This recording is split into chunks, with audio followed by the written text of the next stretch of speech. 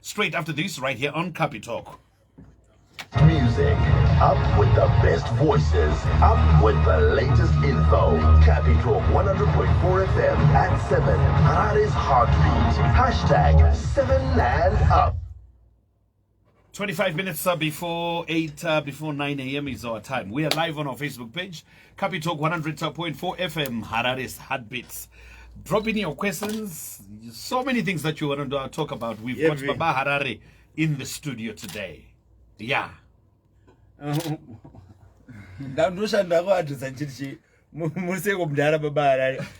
morning, man of God. No pinda papi. Pamunongoda mdala. Pese murukwani. Magadi wejira.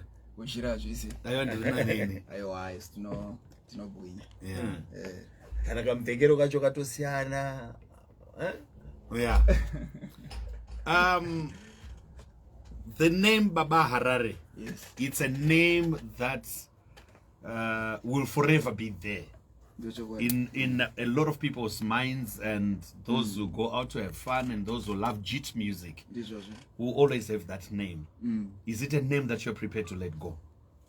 Baba Harare is a brand name.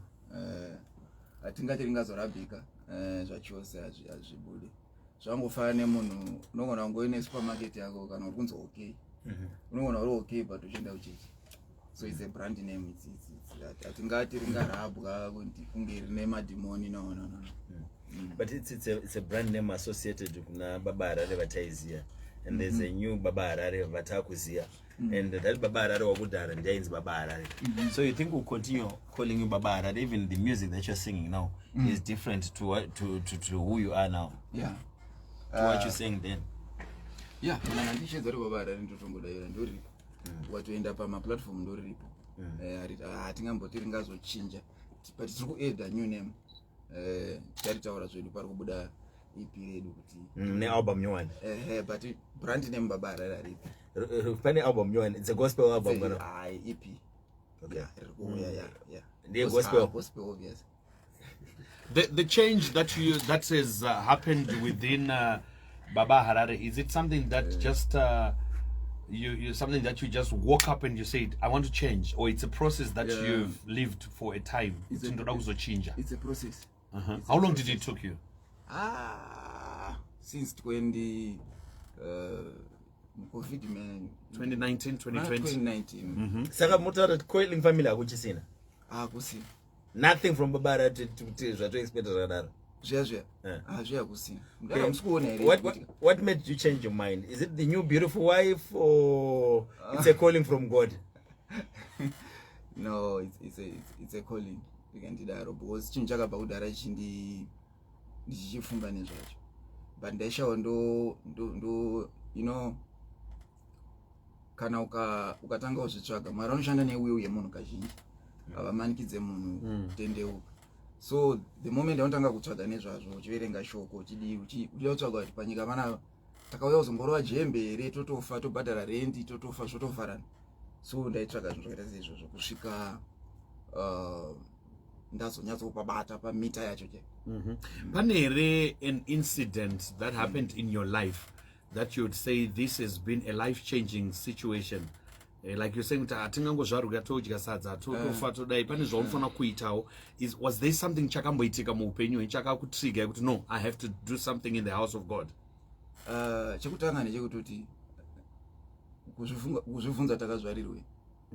Takaita zvakawanda patisani, unoziva, takaita mbiri, takaita hatina kunyatsowana kugutsikana kuti saka ndo chete zvatopera, tatonakirwa zvatopera.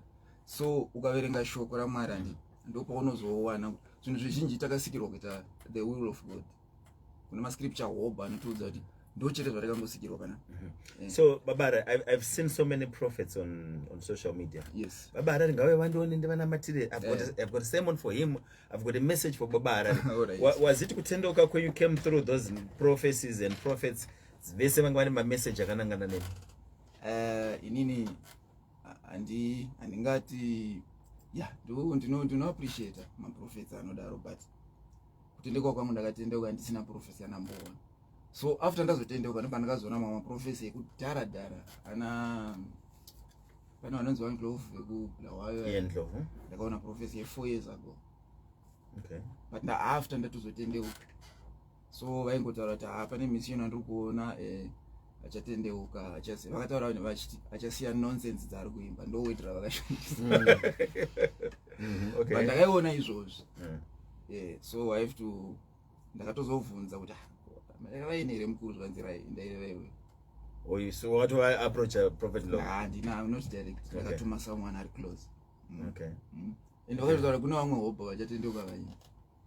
Tichavadomedu panapa, but it must out now. So do you believe zvaimba dzange dziri nonsense? Yes. That's nonsense. So, are you, Baba Harare, having said that? Ndotoziva bo ndaitoziva ndichitonyora kuti apa ndiri kuimba nonsense. Ndakatonyora songe nemusoro ndaitoiraba. So would you say that, would you say you would like to apologize to people for taking them for granted by giving them nonsense? No, vanhu vanoda nonsense izvi. Hamusi kufira dende iri izvozvi. Is that nonsense? Inature yevanhu. Is that nonsense? Uri kudzidzaipa kuti fira dende. Handisi kumushora. Because ndaitomba vako kwatiro. Ndo zvinoda vanhu. Nature yevanhu vanoda zvisina basa. So some people would say, mukadzi akazosangana naBaba Harare ndiye chete akonzeresa, because the timing is just too good. All of a sudden Baba Harare is married, Baba Harare akapiya akagara muchechi, and pane mukadzi munyowani. Oh yeah. Was it a catalyst for you to? No. Inyaya kuti zvakaitika coincidence yacho yanga yakanyanya. So munhu anotendedzwa kufunga zvaanoda zvake, but that's not it. Tombosi type iyoyo yekuti inganditi siya jiti. No. Vanitoifarira jiti. Handikati vanoifarira. Kana kuti havaifarire, but kusangana kwatakaita even namadhamu hatina kutombosangana on the grounds yekuti zvine music mukati kana kuti vari kundonasa Baba Harare. No. So musically hatotoibvisa ikoko. I think ndo first person wandakatextira ndiri kuAustralia kuti I'm quitting this thing or not. Akatoshamisika. Would you allow us to talk to her? No. To find out her side of everything? Not today. Okay. But if she comes to you and she says, I would want you to balance between the social commentary of music and the gospel, would you like to do that? No. I think the fire can go maybe kugadzira even just a wedding song maybe. Yeah. Sema Christians pane pavanozombodawo kuti haungazoendi pamuchato wosvika wotanga kuhoshipisa vanhu. Kana iri wedding wopanda vanhu vambojamba. Not zviya. No. When I look at you, Baba Harare, I see a different picture from the one that I've got in the picture frame, that I've known you before. One, you don't have the dreadlocks anymore. Yes. Would you say bvudzi raikutadzisai kuti munyatsopinda muimba yaMwari zvakanaka? Or what was the reason why you decided to cut it off? Reason iripo ndeyekuti ukatendeuka handiti kutaura kutendeuka zvemashuwa kwete zvekuda unzi akatendeuka. No. Tendeuka zvemashuwa. Yeah, zvemashuwa. Of which ndopa muri mimi. Inini ndotozira ndezvemashuwa. So pane burden inouya kwauri. Vanhu tosiyana. Burden iyoyo ndoino ichaita kuti usiye certain things. Unotonzwa wega kuti ichi chiri pandiri hachichandiitire. Noti tiri kuti hanzi chiri evil kana kuti no hatiziye pane izvozvo, but ndakaita burden yekusiya zvinhu zvakawanda. Ndingangoti zvese zvakadhakwa zvandaita handisi kuti rasa rakadhakwa mudara mungazo. Ndada kutouya unomboona manzarisa. So the gym and hapachisina? Gym iripo. But hapachisina apa. Mudara ndakakubvisira hembe ipapapa. Mukaona kuti iripo gym. Yakanyoreka, but size iri ndo ratakabvisa. All right. Because mudara taita to vamwe vanhu valastika. So ukaita kuti vamwe vanhu varasike nzira nekuda kwebhodhi yako, mhosva idzodzo dzogona kutoya pauri. Saka nawe deep Baba. Zvinotokanganisa pakutenda zvese. Yes, inini even inbox yangu Instagram yetu. Ketushe. Waitoona vamwe vanhu vachitoita Harare bhodhi yenyu wataura waiza. Ndakusangana nemi niko timbotaura, I'm inviting you for lunch. Zvotovhiringidza. Okay. But mamwe mashoko atisakwanisi kutaura pano parinda. I would still want to find out from you, Baba Harare, and ndambozvibvunza, but maybe I did not get the answer that I wanted to hear from Yes. you. Do you feel apologetic to all your fans of JIT music for letting them down? Zvinodependa letting them down part. Because- Nekutendeuka kwangu. Nekutendeuka, I'm not apologetic. Kuvasiya, because right now vanga vakuti Vafatherless. JIT ndo vatata kufila kuti tina daddy vedu vanotipa music yedu yatinofarira. Just like me, I would say inini maybe ndogona kufarira. Ora chinonzi Yeah. chinonzi JIT chi. Uh-huh. Ndo pamwe patoda kuziya. Because JIT ndechimwewo Genre. chigenere, but kune beat regit kozoita zvakari surround like lyrics type yemadance chichichichi. Kazhinji munoziva JIT munofanira kuimba sina basa. Nyatsi. Connotations anyway. Yeah. So izvozvo ndo zvatakasiya. Beat rogona toya rakadzoka but rakarepwa negospel message. Saka imuka muchiti ndakasiya JIT mutaura nditi apologetic kusiya nonsense here kana kusiya zvimwe munozviziva imimi zvima message zvemisleaders ndo zvamurikutaura. Aive ndikuti nini kana imimi maiimba music ini ndanda kutofila the inspiration kuti ababa Harare inspires me with the energy and the music and everything, and then kana uchiinspirewa nezviya zvataimba zviya zvozvo unofana ya ndinoapologize kana ukainspirewa nezvozvo. because kune chiya tichikuudza chiya zvinoraramisa chaizvo. I'm just looking at this guy. Like I know him from long ago, and what he's saying, I'm saying, oh, what? yeah. It's very different, really. Yeah, Very. kuti zveshuwa Mwari vanochinja vanhu. I think ndo panofanira kuona vanhu simba raMwari. Chinonetsa ndechekuti munhu akazvarwa aneka akatoinstolewa chimwe chinhu chekuti zvaari kubelievha kana achitoti izvi zvakadai haumutenesi. Haumutenesi. Izvo pandiri kutotaura pana kutoti dzakupenga. Dzekuti chiko.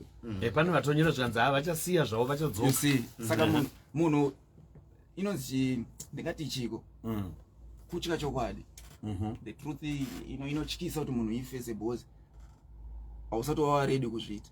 Saka unozvipikisa chete kuti hakuna zvakadai. Pane vamambotaura makati you look at life kuti ndazvarwa ndararama ndadya sadza ndongofa without doing anything for God. Would you say the music or the era that you were doing the kind of music you were being used by the demon and now you ndogona kudaro because message yaita to mati sina basa music is spiritual. Chaunoimba ndo chacontrola munhu aite something. Tozotoona pakaimbewa imwe song vanhu vanorwa, imwe song yaimbewa vanhu vanochema, imwe song yaimbewa munhu anodzikama. Zvafanira kuti ungaridza gospel song here uri kuchiuri.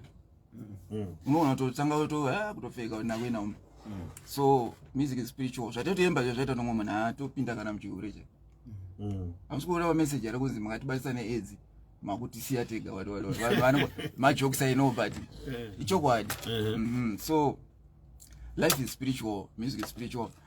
Kune ma spirits too yaMwari neSatan. It's either uri kwaMwari or uri kwaSatan. Wakosinda pakata. So aungati ndakarembera so kuti ndoda kumborowa sekula ndakarembera ku gospel no. Pane message yauya pa It's WhatsApp. either or either. Anzi baba Harare vakatendeuka kunamata. Vanombonamata kuchechi ipi? Indonamata kunonzi ku Seat of Truth. But kazhinji ndonamata pese pandiri. I think ndo panobatsirwa vanhu. Asi nyaya yakungonopinda muchechi wogara woda iso. Pese pauri unofanira kungonamata. Okay. Would like to give you an opportunity to talk to your fans. Alright. So we're opening up our two lines. You can call in on 0772-269-229 or 0772-269-241. Right. Let's give you an opportunity to talk to your listeners and their fans. So the album Rubuya, it's 100% gospel. What are you singing about in your album? Wrote my testimony. It's about you. So yeah, but testimony yangu inokosa ingeri yemwe munhu ari kwaari uko. So irakawanda kujamba jamba. Care to share your testimony? My testimony yekuti pane zvinhu zvakawanda zvandisingazivi ende pane zvinhu zvakawanda zvafanira kuti ndakumbokupa example.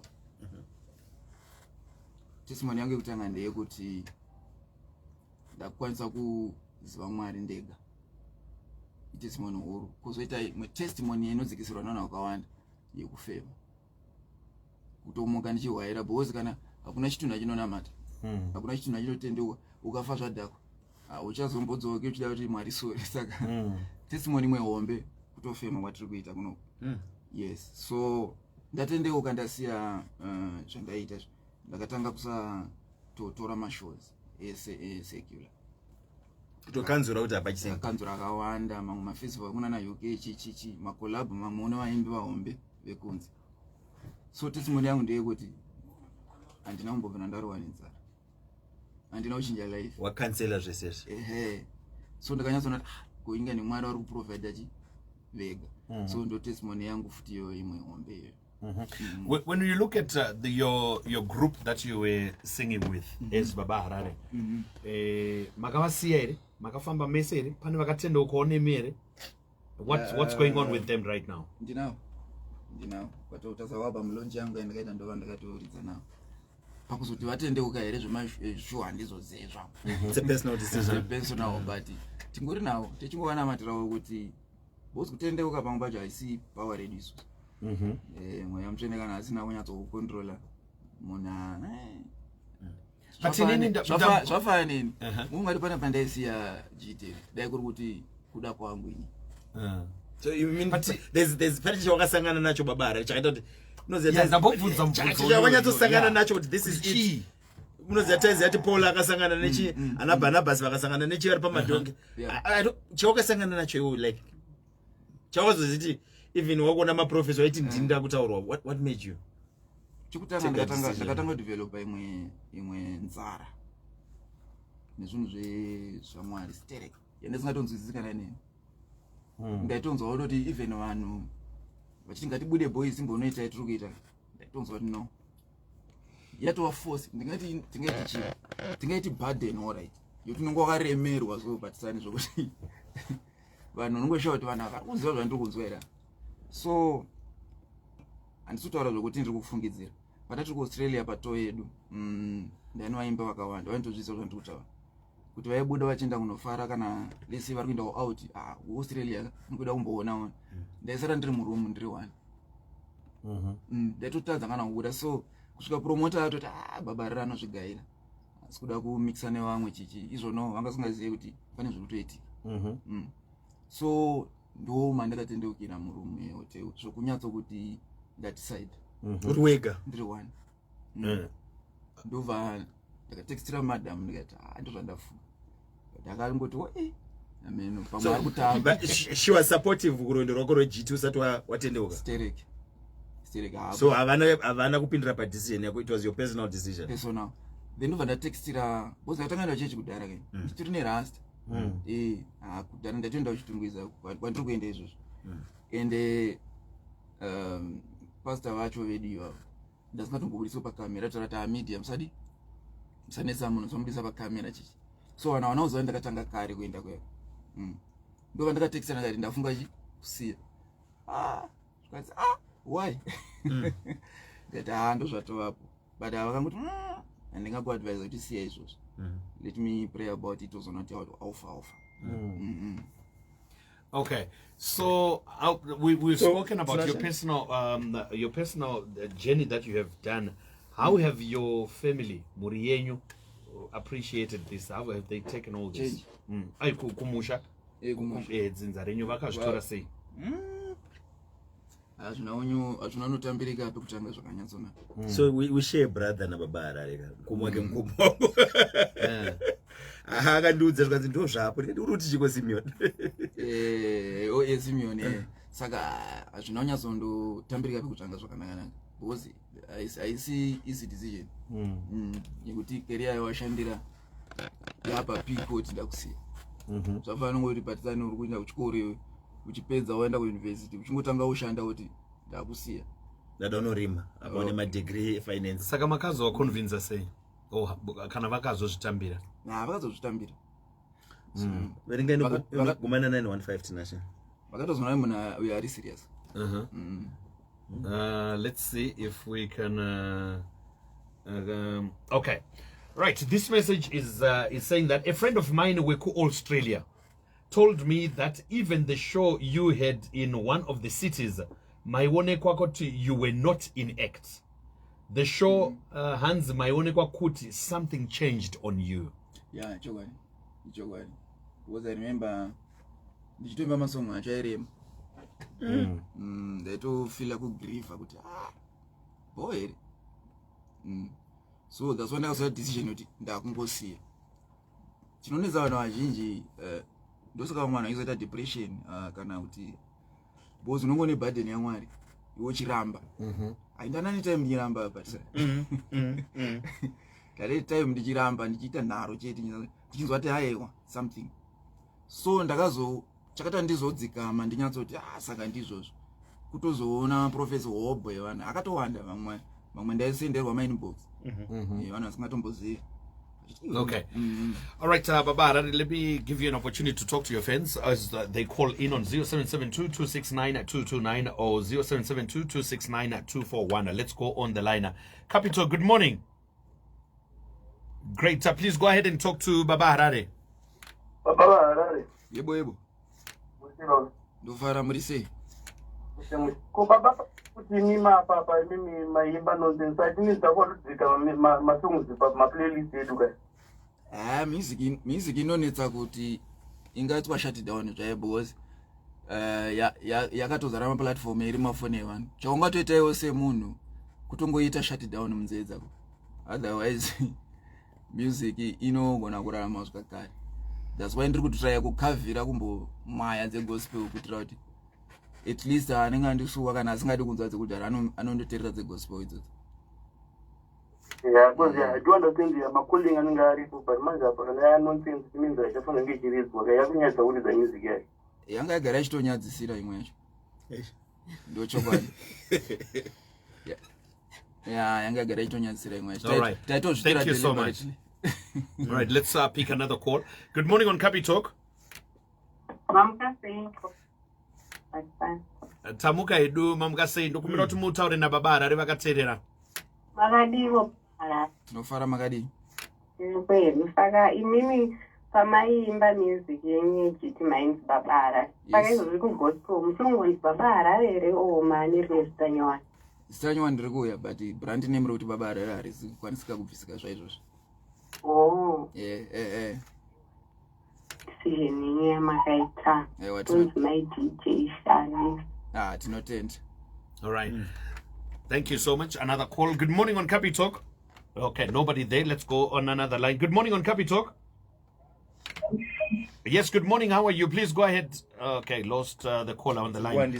Capi Talk, good morning. Hello, Mamkase. Tamuka Mamkase taurai na Baba Harare. Ndembundo wani chete ni. Chirome iri bvunzai zvenyu. Mari royalties emasongo enyama kaita muchiri kutora here because paishutika zvishoma mari ichikupinda mumakonza muchiri kutora mari idzose. Mari ndiri kutoidya baba. Muchiri kuidya sei muchiti mizika chiri misita vanhu mani. Aiwa handi yakarekodwa nemari here paibuda mari kapa mavideo taita ye. Naitwa mava mangosiya zvese zvinoita nechekuita nezvaini. Kana Mwari wati vazotaura ndisiye tichazvibvisa baba iprocess no. But why would you want kuti munhu asararame muupenyu? Ayo munorama negospel makuita kanyowani. Hayo but ndiyaimba kapaipai saka oita sei? Ayo handa pabata panzi. All right, thank you so much. Have yourself a good day. Let's speak our last caller because our time is running out. Hello, good morning on Capi Talk. Morning, discussions, really. Didn't Mkoma, please go ahead and talk to Baba Harare. Baba Harare makadiwo. Mushe zviri sei? Mushe chichiri kuita. Zvese zviri kuita baba. Aiwa tofara nedecision yamakaita Mwari ndiyari pamusoro pezvese. Handiitika. Aiwa tinotenda. Commander General Pachita. Good commander. Thank you so much for your call. That was our last caller for today. So when is our album coming out? 5 October. It runs my testimony, Just, I know you said we might be putting you in a corner. You've got your plans, but we want to find out. Chimbotipai hint yekuti zita rinogona kubuda ririrekera kupi? Zita, just a biblical name and character. Unogona kugesa kuti biblical Samson. Yeah, I was actually thinking about it. Samson aimberi. Akabvisa mkwende. All right, Baba Harare, thank you so much. Time yedu ndoya pera, but we truly appreciate the moment you have given us, and we wish you all the best. And very soon you'll be seeing visions. Thank you so Aiwa, much. tinotenda. Yeah, we Thank you appreciate for it. maita baba harare. Aiwa, tinotenda nekutishedza.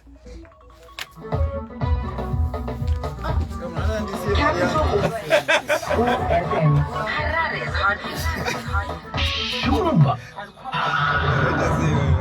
Zinonzo. Kings of Radio.